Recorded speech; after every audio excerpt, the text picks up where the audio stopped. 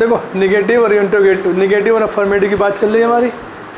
हमें क्या करना था, सेंटेंस के अंदर ये देखना है कि किस वर्ड को हम अपोजिट में बदल सकते हैं और नियमों के मुताबिक सेंटेंस को निगेटिव, जो भी टेंस के हिसाब से निगेटिव की डिमांड है हम बनाएंगे उसको। लेकिन कभी कभी ऐसा होता है कि सेंटेंस के अंदर ऐसा वर्ड नहीं मिलता है कि हम उसका एंटोनिम बनाएं। ये वो सेंटेंस होंगी जिसके अंदर फाइनाइट वर्ब के रूप में मेन वर्ब होगी। मेन वर्ब, मैंने एक पत्र लिखा तो मैंने एक पत्र नहीं लिखा, उल्टा हो जाएगा। इस सेंटेंस के अंदर ऐसा मुझे मिलता नहीं है कोई भी वर्ड जिसका मैं उल्टा कर दूं, है ना। तो ऐसे सेंटेंस के अंदर हमें डबल नेगेटिव का इस्तेमाल करना चाहिए, यानी फेल टू का इस्तेमाल। फेल टू का मतलब यहाँ पे आएगा चूकना, चूकने के अर्थ में। ये खड़खड़ बंद कर दो, बहुत बढ़िया बात नहीं तो।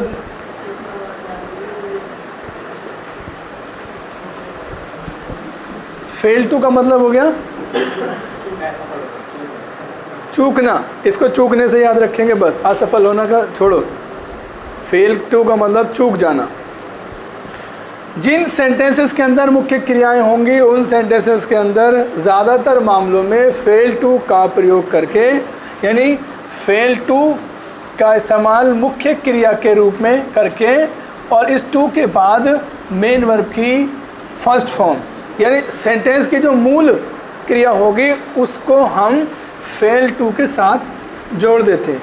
यानी सेंटेंस जैसे हमारे पास ये है, ही वेंट टू आगरा, इसका मतलब है कि वह आगरा गया, वह आगरा गया। तो जब हम इसको निगेटिव बनाएंगे तो हम ये कह देंगे हिंदी में, वह आगरा जाने से नहीं चूका, वह आगरा जाने से नहीं चूका, यानी वह आगरा गया। ठीक है, तो हमें क्या करना है, ऐसे सेंटेंस के अंदर मेन वर्ब की जगह फेल का इस्तेमाल करेंगे। यानी इसमें जो मेन वर्ब आई है वेंट, इसकी जगह फेल का इस्तेमाल करेंगे। टू के बाद हम इस वेंट की फर्स्ट फॉर्म लगाएंगे, जो मुख्य क्रिया बनाएंगे वो फेल को बनाएंगे और फिर इस वेंट को हम नॉन फाइनाइट में बदल देंगे। यानी सेंटेंस होगा हमारा कुछ इस रूप में, ही फेल्ड, सॉरी, सेंटेंस को निगेटिव बनाएंगे नियमों के हिसाब से। ये पास्ट इंडेफिनिट टेंस है, पास्ट इंडेफिनिट डिड नॉट आता है, तो सेंटेंस आएगा ऐसे, ही did not fail, he did not fail, वह चूका नहीं है, नहीं था, नहीं चूका, किस काम से। अब इस वेंट को बना देंगे गो में, to go to Agra, he did not fail to go to Agra. Sentence को टेंस के हिसाब से नेगेटिव बनाएंगे, जो भी नियम होंगे, और उसमें हम double negative verb fail to का प्रयोग करके टू के बाद जो मेन वर्ब लगाएंगे वो पहले सेंटेंस में आई हुई क्रिया को बनाएंगे। ठीक है, सेंटेंस ये है, ही रोट ए लेटर, उसने एक पत्र लिखा।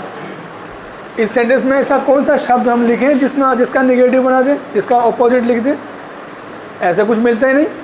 मान लीजिए सेंटेंस होता आई एम होपफुल, तो होपफुल को होपलेस में कर सकते थे हम। I am not hopeless, I am not hopeless, इसका मतलब है आई एम होपफुल। सेंटेंस के अंदर अगर कोई वर्ड मिल जाता है जिसका अपोजिट हम बना सकते हैं तो हम उसको अपोजिट लगा देंगे और सेंटेंस को नेगेटिव बना देंगे। लेकिन मुख्य क्रिया रखने वाले वाक्यों के अंदर ऐसी कोई शब्द ही नहीं मिल पाता हमें जिनका हम एंटोनिम लगा करके हम उसको नेगेटिव बना दें। तो ऐसे सेंटेंस में हमें देखेंगे कि ये सेंटेंस अगर हम फेल टू वर्ब की फर्स्ट फॉर्म से, यानी चूकने के भाव से अगर बनाएं तो हमारा काम पूरा हो जाएगा या नहीं। सेंटेंस हमारे पास, ही रोट ए लेटर, उसने एक पत्र लिखा। सेंटेंस अभी हमारा पास्ट इंडेफिनिट टेंस है, ये किसी भी टेंस में हो सकता है। ठीक है, किसी भी टेंस में हो सकता है। ये he will write a letter भी हो सकता है, he will write a letter, वह एक पत्र लिखेगा। हम इसको निगेटिव बनाएंगे तो कह देंगे वह एक पत्र लिखने से नहीं चूकेगा। बस फ़र्क सिर्फ इतना करना है, इस सेंटेंस के अंदर मेन वर्ब राइट रोट है, जब हम बदलेंगे तो उसकी मेन वर्ब होगी फेल। फेल के बाद टू लगाएंगे और इस क्रिया को इस टू से जोड़ देंगे। टू से हम ध्यान रखेंगे टू के साथ जो लगाएंगे वो आपकी फर्स्ट फॉर्म, क्योंकि इन्फिनेटिव बनाएंगे। ठीक है, इस सेंटेंस को हम लिखेंगे he did not fail to, अब रोड को बदल देंगे राइट में, he did not fail to write a letter, यानी वह लेटर लिखने से नहीं चूका, यानी उसने लेटर लिखा। ठीक है, सेंटेंस हमारे पास he helped me, उसने मेरी मदद की, ये भी सेंटेंस ऐसे ही है, उसने मेरी मदद की, ये भी ऐसे ही सेंटेंस है। हम क्या करेंगे इसको, वह मेरी मदद करने से नहीं चूका, इसमें हम फ्यूचर में ले लेते हैं, टेंस बदलेगा, ही विल हेल्प मी, वह मेरी मदद करेगा। अब भी बात वही है, मेन वर्ब क्या है इसकी, हेल्प, बस इसको हम सेकेंडरी वर्ब बना लेंगे, इन नॉन फाइनेंट में जो बना देंगे, और इसमें जो मेन वर्ब लगाएंगे वो है फेल टू, यानी यहाँ पर हम फेल टू लगा देंगे, सेंटेंस हो जाएगा he will not fail to, ये फ्यूचर इंडेफिनिट टेंस है, इसको नेगेटिव बनाने के लिए विल नॉट शैल नॉट लगाएंगे, तो ये हो जाएगा हमारा he will not fail, he will not fail to. अब इस हेल्प को तो लिख देंगे हेल्प मी, इसका मतलब हो गया वह मेरी मदद करने से नहीं चूकेगा। ठीक है, कभी कभी ऐसा हो सकता है कि सेंटेंस के अंदर फेल टू सेंटेंस में पहले से दे रखी हो, she fail to crack the exam, इसका मतलब हो गया वह चूक गई एग्ज़ाम को क्रैक करने से, यानी वो एग्ज़ाम को तोड़ने से, यानी एग्ज़ाम में पास होने से वो चूक गई, यानी क्या हुआ, वह फेल हो गई, सिंपल, वह फेल हो गई। अगर मैं इसको हटा दूं, इन रूल्स को दिमाग में रख करके इसकी जगह मैं लिख दूं शी डिड नॉट क्रैक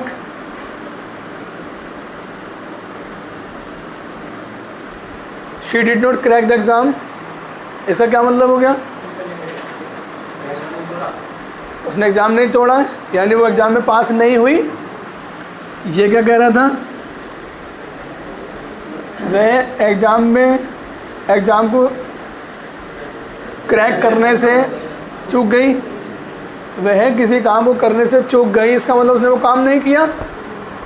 ठीक है, अगर हम इस बात को देखें, इसको देखो, ये he did not fail to write a letter, वह नहीं चूका पत्र लिखने से, वह पत्र से नहीं चूका, इसका मतलब उसने लिख दिया।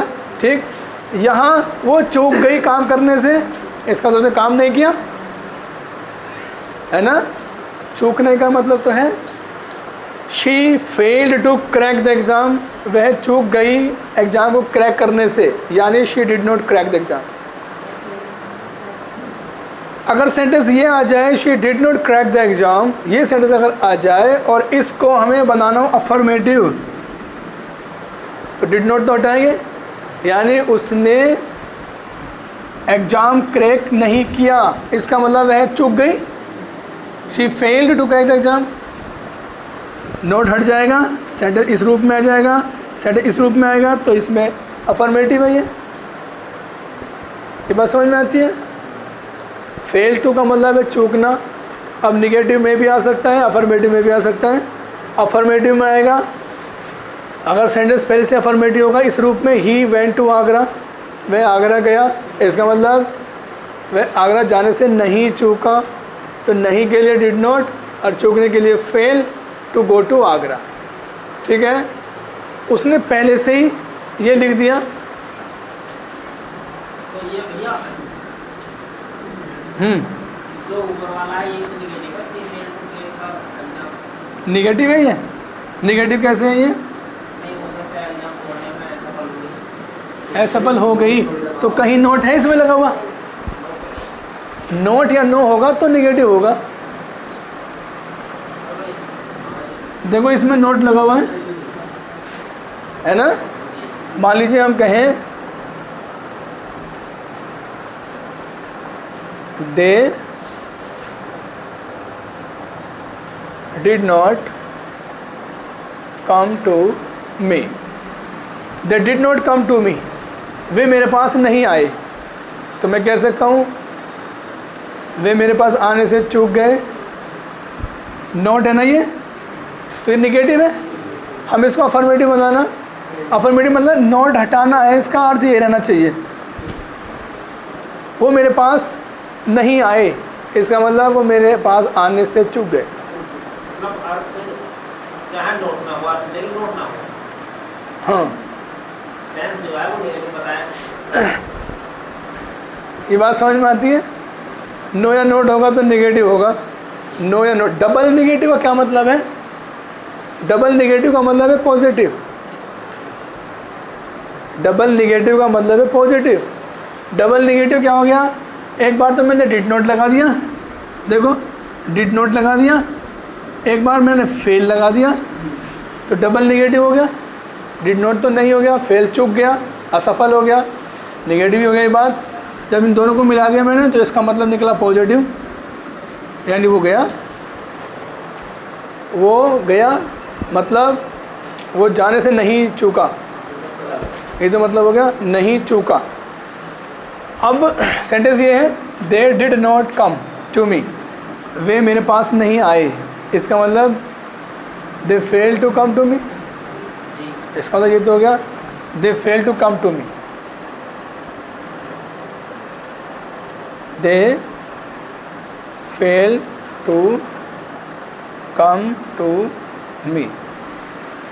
ये फेल भी अपने आप ही लगाया मैंने, क्योंकि मेरा मकसद है इस सेंटेंस को देखने में अफर्मेटिव हो जाए ये, लेकिन अर्थ इसका ऊपर वाला रहना चाहिए। इसके अलावा अगर कोई और तरीका भी हो इस अर्थ को सेम रखने का तो हम उसका इस्तेमाल भी कर सकते हैं, क्योंकि एग्ज़ाम में 4 ऑप्शंस में कुछ ऐसा आ सकता है जो आपके मकसद को पूरा कर दे।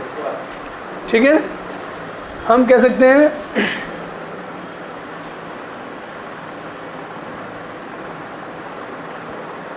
he touched the sky,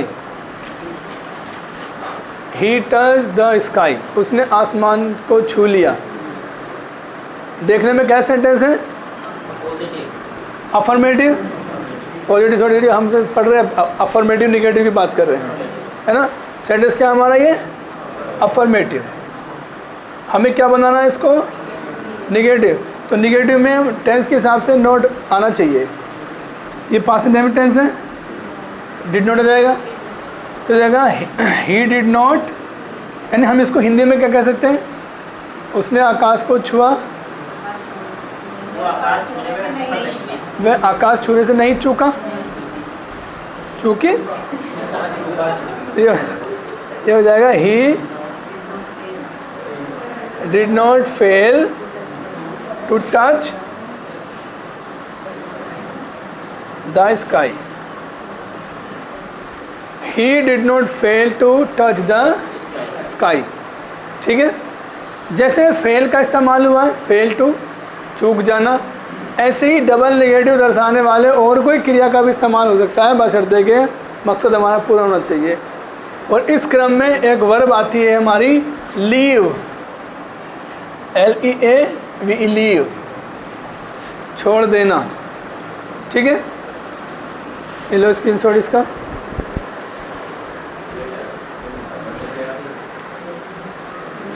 देखो डिड नॉट है, ये सेकंड फॉर्म है, पास्ट टेंस। जब हम इसको बदलेंगे अफर्मेटिव में फेल्ड आ जाएगा, ये चूक हो गई, ऐसा ही करेंगे। स्टार्ट करो। देखो ये सेंटेंस है बिल्कुल अलग है, दिमाग थोड़ा लगाना पड़ेगा। He tried every effort, उसने हर प्रयास की कोशिश की, यानी हर तरह के प्रयास की कोशिश की। निगेटिव बनाएं इसको हिंदी में, हर प्रयास की कोशिश की। हर तरीका अपनाने का प्रयास किया, ये तो हुआ। तरीका अपनाने से नहीं छूटा। वह हम बोल ऐसे मत बोला, हिंदी की बात कर रहा हूँ मैं, हिंदी की। उसने हर तरह का प्रयास किया। हाँ बोलो। नहीं छोड़ा। अगर मैं इसको कह दूँ ही लेफ्ट नो एफर्ट, ही लेफ्ट नो एफर्ट अनट्राइड, कह सकता हूँ ही लेफ्ट नो एफर्ट, ही लेफ्ट नो एफर्ट, उसने छोड़ दिया, कोई एफर्ट नहीं छोड़ा। नो एफर्ट का मतलब कोई एफर्ट नहीं, उसने कोई एफर्ट नहीं छोड़ा। अनट्राइड, ट्राइड और अनट्राइड एक दूसरे के एंटोनिम है। ट्राइड का मतलब प्रयास किया, अनट्राइड मतलब पास्ट पार्टिसिपल के रूप में इस्तेमाल हुआ। ये पास्ट पार्टिसिपल के रूप में है ना, बीटन अनबीटन उस सेंस में ना। ही लेफ्ट नो एफर्ट, उसने कोई एफर्ट नहीं छोड़ा, कोई तरीका नहीं छोड़ा। कैसा? अनट्राइड, बिना प्रयास के, यानी ये हमारा पास्ट पार्टिसिपल के रूप में। तो 4 ऑप्शन में हमें देखना पड़ेगा कि इसमें कौन सा रूल लगा है। रूल मतलब मकसद यही है कि हम इस सेंटेंस के अंदर जो भाव है वो बना रहे। क्लियर? ये जगह जल्दी, उसने जल्दी ही इस जगह को छोड़ दिया, ये तो मतलब है, यानी वो बहुत देर तक यहाँ नहीं ठहरा। इसका मतलब ये तो हो गया। ही लेफ्ट दिस प्लेस सून, उसने छोड़ दिया इस स्थान को बहुत जल्द। तो इसको हम ऐसे कह सकते हैं, वह इस स्थान पे मतलब यहाँ देर तक, for long, for very long, बहुत लंबे समय तक नहीं ठहरा। कह सकते हैं इसे, कैसे कह सकते हैं हम इसे? ही डिड नॉट लिव या स्टे, वह नहीं ठहरा। ही डिड नॉट लिव या ही did not stay this place या एट दिस प्लेस, या हियर एट दिस प्लेस लिखेंगे, at this place very long, very long या फॉर लॉन्ग,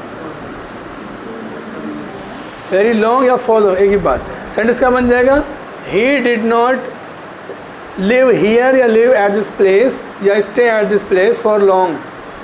फॉर लॉन्ग का मतलब देर तक, वह देर तक यहाँ नहीं ठहरा। इसका मतलब उसने जल्द ही इस जगह को छोड़ दिया। इन सभी सेंटेंस को बनाते हुए एक बात दिमाग में ये रखेंगे कि आने वाले जो टॉपिक होंगे हमारे, या आगे हो सकता है आपको ये सेंटेंस ना दे करके पहले से ये दे, यानी निगेटिव दे और उसको अफर्मेटिव बनाए। तो हमारे दिमाग में ये बात रहनी चाहिए कि इसका जिस नियमों से हम इस सेंटेंस को निगेटिव बना रहे हैं, उन्हीं को उल्टा करके उस निगेटिव सेंटेंस को अफर्मेटिव ही बनाएंगे। अगला जो टॉपिक होगा हमारा वो होगा निगेटिव से अफर्मेटिव। रूल अब भी वही हैं, बस क्या करना है? उल्टा करना है ना। तो जिन नियमों का इस्तेमाल हम यहाँ कर रहे हैं, उन नियमों का इस्तेमाल हम आगे की तरफ भी ध्यान से करेंगे। क्लियर? अब ऐसा होता है कि इन सेंटेंस के अंदर इम्पेरेटिव सेंटेंस आ जाते हैं। इम्पेरेटिव सेंटेंस जैसे मान लीजिए do not insult the poor. Sentence है हमारे पास, do not insult the poor, गरीबों की मजाक मत उड़ाओ। ये तो मतलब हो गया। तो हम इसे इस बात को ये कहते हैं, you should not insult the poor, कह सकते हैं हम इसे। अगर हम इसको निगेटिव बना, सॉरी तो निगेटिव तो है ही ऑलरेडी, हम इसको अफर्मेटिव बनाना है। जब हम इसको अफर्मेटिव का मतलब हो गया कि इसको अब इसका नोट हटाना की सूरत से, तो हम इस डू नोट को हम कह सकते हैं रिफ्रेन फ्रॉम। रिफ्रेन फ्रॉम का मतलब दूर रहो, परहेज करो। फ्रॉम के बाद आईएनजी फॉर्म आएगी, है ना। Refrain from insulting. इंसल्टिंग किसकी? The poor. Refrain from insulting the poor. अब मैं ये नहीं कह रहा कि केवल रिफ्रेन ही आएगा डू नोट वाले वाक्यों में, नहीं, डू नोट वाले वाक्यों में दूर रहना या बचने का भाव होगा, तो दूर रहना या बचने के भाव वाली बात भी कह सकते हैं, ठीक है। अगर मैं कहूँ डू नॉट टॉक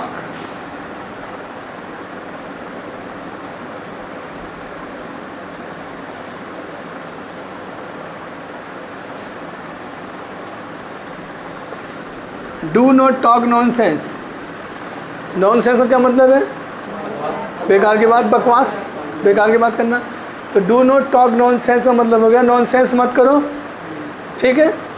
मैं इसको कह सकता हूँ रिफ्रेन फ्रॉम, कैसे कह सकता हूँ मैं? रिफ्रेन फ्रॉम टॉकिंग नॉनसेंस, ये तो मतलब हो गया। लेकिन इसकी जगह रिफ्रेन फ्रॉम की जगह में हम यूँ कहते हैं अवॉइड फ्रॉम, हाँ सही कह रहा हूँ। अवॉइड का मतलब ही दूर से बचना है, अनदेखा करना है, तो अवॉइड का आएगा क्या? Talking nonsense. यानी ऐसा नहीं है कि रिफ्रेन ही आएगा, अवॉइड आ सकता है या एब्सटेन आ सकता है। एब्सटेन का मतलब परहेज करना होता है। कुछ ऐसे सेंटेंस आ जाते हैं जहाँ एब्सटेन फिट हो, ठीक है। कीप का इस्तेमाल भी होता है।